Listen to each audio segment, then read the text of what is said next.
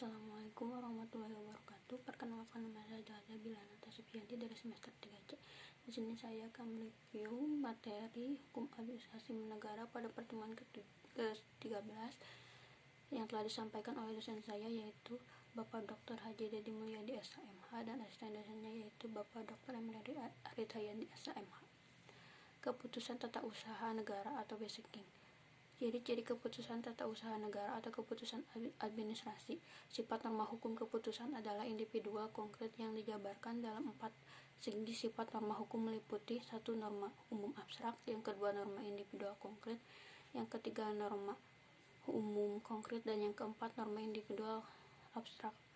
Keputusan tentang perjanjian. Secara yuridis, suatu izin adalah merupakan persetujuan yang diberikan pemerintah kepada seseorang atau badan hukum perdata untuk melakukan aktivitas tertentu. Menurut Philippus M. Hudson, tujuan diadakan perjanjian pada pokoknya adalah untuk mengarah atau mengendalikan aktivitas tertentu, mencegah bahaya atau gangguan, melindungi objek tertentu, distribusi benda atau benda langka, seleksi orang, aktivitas tertentu.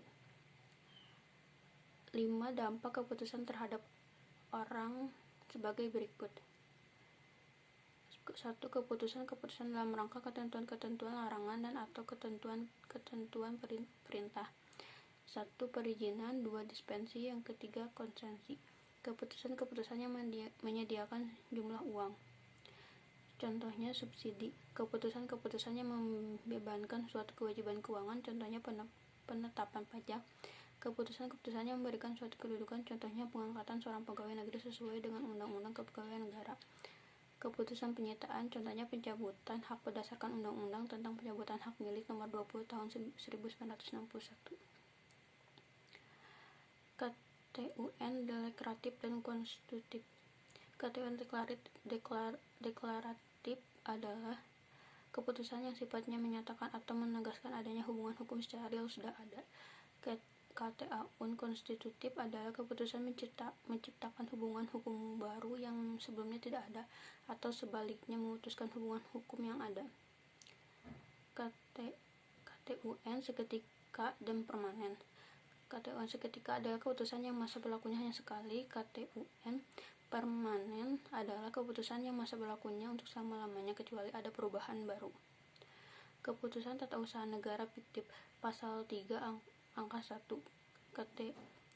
KTUN ini adalah keputusan tata usaha negara yang seharusnya dikeluarkan oleh badan atau pejabat negara usaha negara. Tata usaha negara menurut kewajiban tetapi ternyata tidak diterbitkan, sehingga menimbulkan kerugian bagi seseorang atau badan perdata. Kewenangan mencabut keputusan hanya dapat diperoleh dengan 3 cara, yaitu 1. Atribusi, 2. Delegasi, dan yang ketiga magir kanan.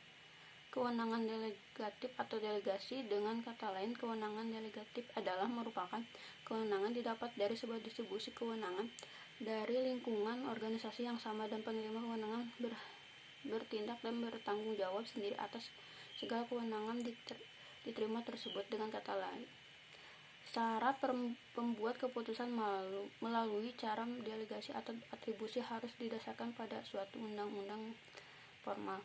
Mandat adalah varian sistem pemberian kewenangan yang ada dalam lingkungan organisasi pemerintah dengan pertanggungjawaban tetap pada atasan langsung. Hal ini dimaksud agar mempermudah dan meningkatkan kualitas pelayanan publik bagi masyarakat. Sekian dari saya. Wassalamualaikum warahmatullahi wabarakatuh.